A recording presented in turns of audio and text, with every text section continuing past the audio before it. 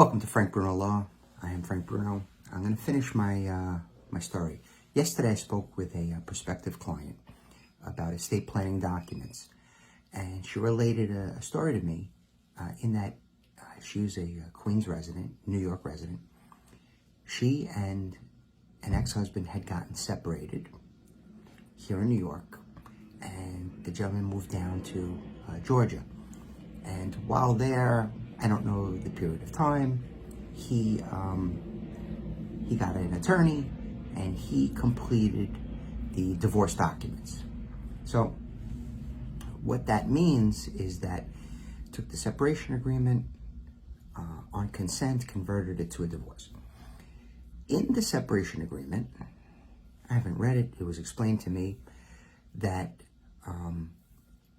the house owned in Queens, he was going to relinquish any ownership interest in the property, and it would go to his wife, right? Then ex-wife.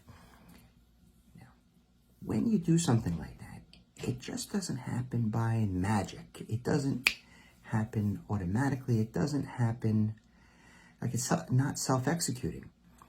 When a person says, I'm going to relinquish, all my right, title, and claim in a property, you then need a deed.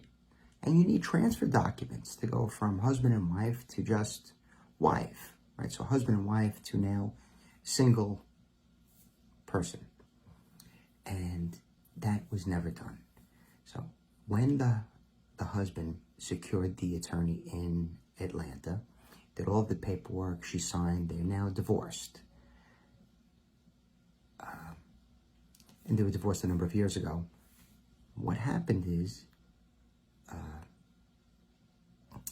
I guess for purposes of payment of the mortgage, there was one deed, right? So I forgot that.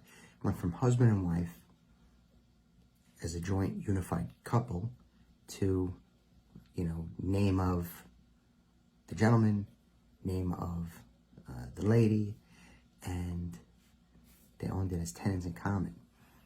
And, but really, she needed a deed, and the gentleman passed away. So now she doesn't know if he had a will. She doesn't know if he had any kind of estate administration proceeding, probate administration, otherwise. He passed away in Atlanta, and so that's the tale that we have. What's the moral of this story? Well, a couple of takeaways. When you get divorced, you should have a lawyer.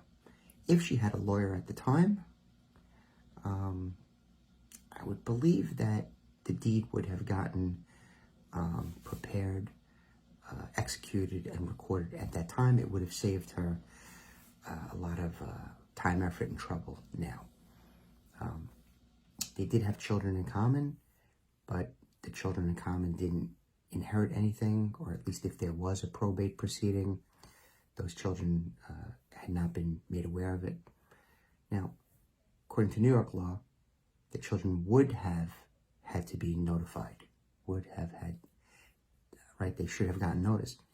I don't know what the rules of Georgia are, but I would think it's kind of similar. They must have, I would think they should have gotten notice. In any event, the effort now has to be to locate or actually file something to obtain an estate representative. Because remember, the deed cannot come out of the gentleman's name because he's now deceased. He can't sign a deed. So if you have a story like this, if you have a situation that needs to be addressed, please reach out to me. FrankBrunoLaw.com.